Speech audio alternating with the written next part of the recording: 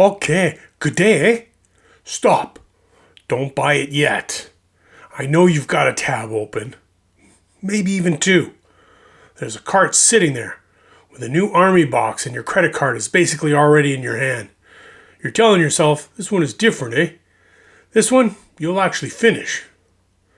Before you click that button, give me 10 minutes. Because what I'm about to share might save you $60, a shelf full of unbuilt regret, and possibly your hobby sanity.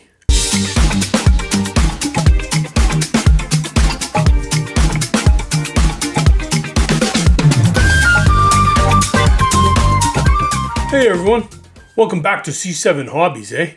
I'm ColossalMeltDown, and today we are tackling two of the most common and most quietly damaging things that happen to hobbyists when a new edition drops.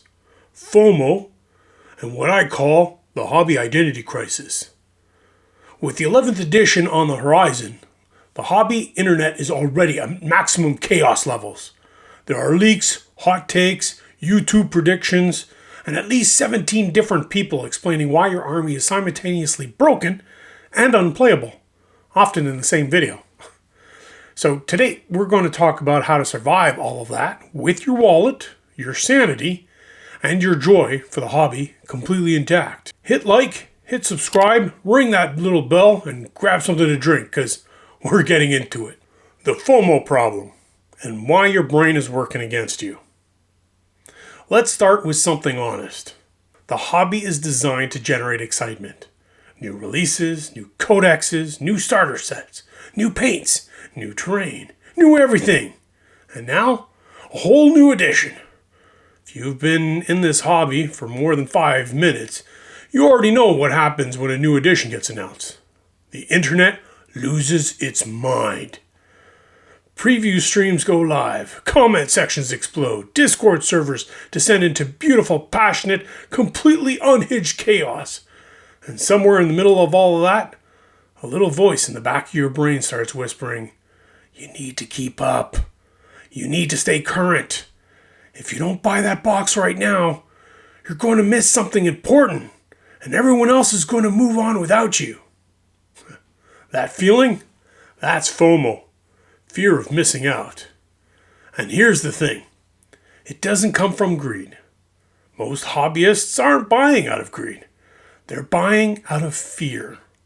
Fear of being left behind. Fear of missing a limited opportunity.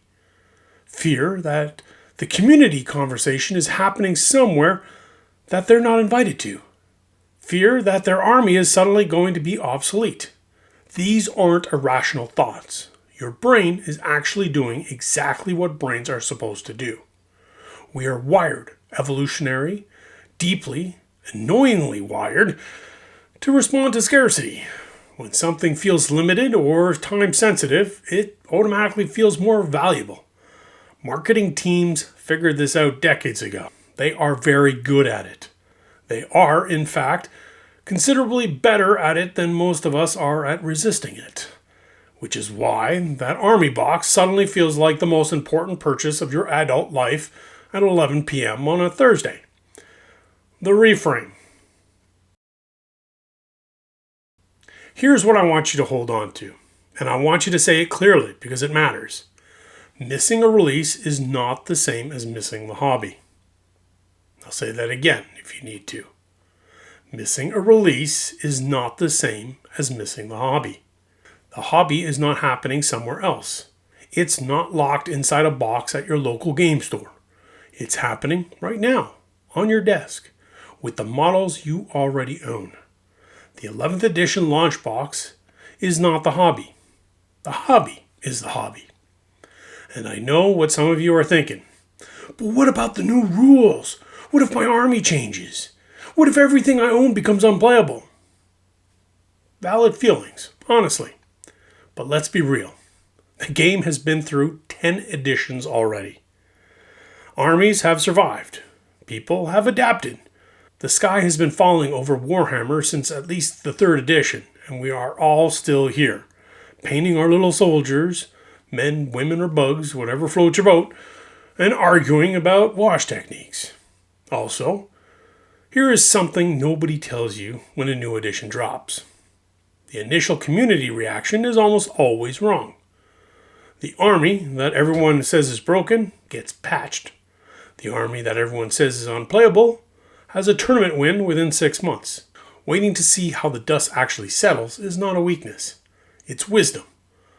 Possibly expensive wisdom you've already learned the hard way, if you're anything like me, eh? Let's be honest with ourselves for a second. Some of us are not actually worried about missing anything. Some of us are worried about buying the next army before we finish assembling the last one. Some of us have unopened boxes stacked as so high in the hobby room they've started functioning as structural support for the house. I'm not naming names, but you know who you are. At some point, the pile of shame stops being a pile and becomes a lifestyle choice. Future archaeologists are going to excavate our basements and conclude, based on the evidence, that early 21st century engaged in some kind of ritual worship involving plastic sprues and gray primer. And honestly, they won't be wrong. Practical strategies. So what can you actually do when a new release drops and your brain is screaming at you to spend money? Strategy 1, the 30-day rule. When something new releases, whether it's a launch box, a new codex, a limited model, anything, give it 30 days before you buy. Not forever, just 30 days. Here's what happens in those 30 days. The emotional rush settles. Reviews come out, rules get clarified, the community moves on. Oh my God, this changes everything to, oh, okay, so here's what it actually does. And your own genuine interest, separate from the hype, becomes a lot clearer. A surprisingly number of must-have purchases become, oh, that's neat. I'm fine without it. Purchases after a month. And a few generally do become must-haves. The 30 days helps you tell the difference. Strategy number 2. Shop your collection first. Before you buy anything new, spend 10 minutes, just 10 minutes, going through what you already own, eh? Open the cabinet, open the drawer, look at the shelves. Not the mysterious storage box in the corner that hasn't been opened since 2019. We're not ready for what might be in there. That box has its own ecosystem at this point. Leave it be. But look at your actual current collection and ask yourself honestly, what project am I most excited about right now? Not theoretically, not I should finish this eventually. Actually, right now, today, what would feel good to work on?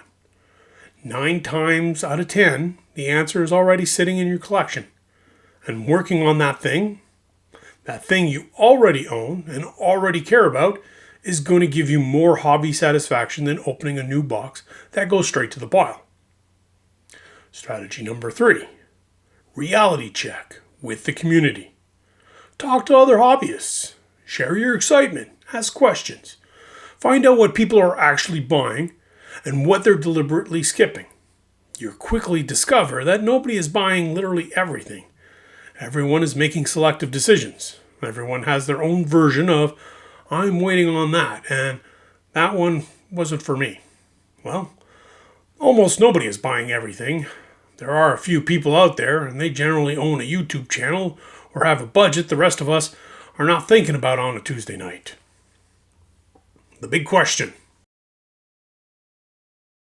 Ask yourself, does this purchase support the hobby I'm actually doing? Or does it exist because I'm afraid of missing something? There is a real difference between buying with excitement and buying with anxiety. Excitement feels energizing. Anxiety feels urgent. Urgency is almost always the warning sign. When you feel like you have to buy something right now or something bad will happen, that's the feeling to pause on, not act on. The hobby identity crisis. Okay, different topic, same underlying problem. Let's talk about something that doesn't get discussed much in hobby spaces, but that I think affects a huge number of hobbyists quietly and consistently. The hobby identity crisis. It usually starts with a simple question. Am I doing this right? Which turns out into, Am I a painter or a gamer? Am I a collector or a builder? Do I play enough to count as a real player? Do I paint enough to call myself a painter? Should I be going to tournaments? Should I be finishing more models? Should I be doing more of something? Here's where this comes from. Hobby communities, as much as we love them, tend to create categories. Painters paint, gamers play, collectors collect, content creators create. And when you look at those categories from the outside, especially when you're comparing yourself to people who have built entire identities and even careers around one specific aspect of the hobby, you can start to feel like you don't fully belong anywhere. You paint once a month. You play maybe twice a year. You collect somewhat compulsively, read lore constantly, watch battle reports. You'll never personally replicate, occasionally build terrain, have never been to a tournament, and once spent 45 minutes just reorganizing your paint rack and calling it a hobby session. Just me? Where do you fit? The reframe. You don't need a hobby job title. I mean it. You are not filling out a tax form. There is no box you need to check. You are a hobbyist, and that is the whole thing. That is the entire category. Everything else is just details. Some seasons you'll paint more. Some seasons you'll game more. Some seasons life gets genuinely busy and your hobby time consists primarily of watching YouTube videos about hobby projects while eating snacks and mentally intending to start something soon. That is also a valid hobby season. It still counts. The comparison trap is vicious in this community because the people you're comparing yourself to have often poured enormous amounts of time, money, and energy into becoming very specifically good at one thing. A Golden Demon finalist has probably painted 10,000 hours to get there. A top tournament player has probably memorized every relevant rule interaction in the current meta. A top tournament player has probably memorized every relevant rule interaction in the current meta. They are specialists, and they have made real trade-offs to be that good at that thing. You don't need to make those trade-offs. You're allowed to just enjoy all of it, broadly, without becoming a professional at any of it. That's what hobbies are for. Honestly, most of the hobby identity crisis disappears once you realize that basically everyone is doing a little bit of everything anyways, eh? We're all multi-classing. One day you're a painter, one day you're a gamer, one day you're a terrain builder who has definitely gotten a bit too invested in making realistic looking mud. One day you're just an amateur accountant trying to construct a financial argument for why buying another army box is technically a responsible decision given the current economic climate. Spoiler, it never is. But we can make the argument anyways because we are hobbyists, and that is what we do. Practical strategies. Strategy number 1. Follow energy, not labels. Instead of asking, am I a painter? Ask, what part of the hobby sounds exciting to me this month? Then do that. Don't force yourself into activities because you feel like you're supposed to be doing them. The hobby should feel like a choice, not an obligation. If you only feel like building right now, build. If you only feel like reading lore this week, read lore. If the only hobby thing you did today was watch someone else paint on stream and feel inspired, well, that counts. It genuinely counts. Strategy number 2. Replace labels with interests. This is a small shift, but it makes a real difference. Instead of saying, I'm a painter, try saying, I enjoy painting. Instead of, I'm a gamer, try, I enjoy gaming. That one word, M versus enjoy, changes everything. I am a painter creates an identity that you can fail to live up to.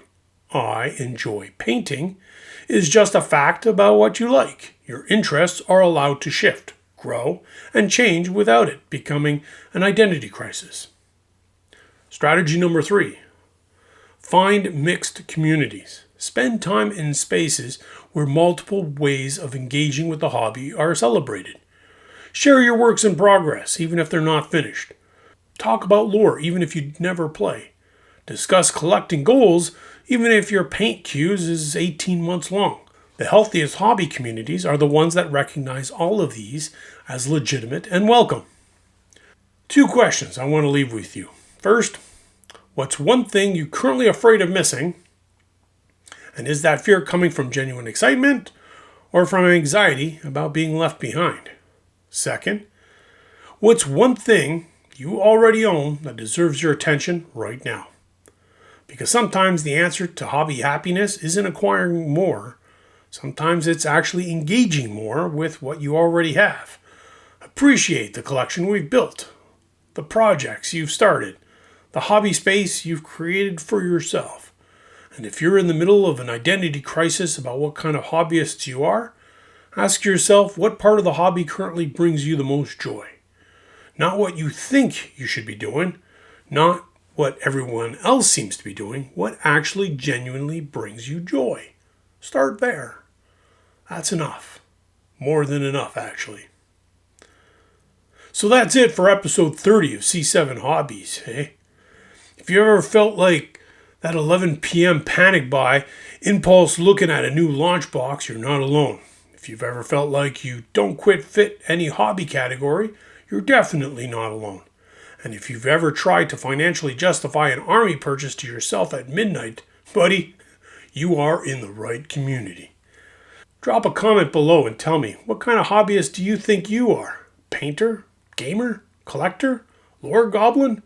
Terrain gremlin? Professional pile of shame curator? Or some beautiful chaotic combination of all of the above? Hit like if this helps, subscribe if you're new, and share this with a hobby friend who currently has 17 tabs open and a cart full of regret waiting to happen. Take care of yourselves. Take care of each other. And remember, the goal isn't to own the hobby, it's to enjoy it. Now go forth, be awesome, and paint for the paint gods.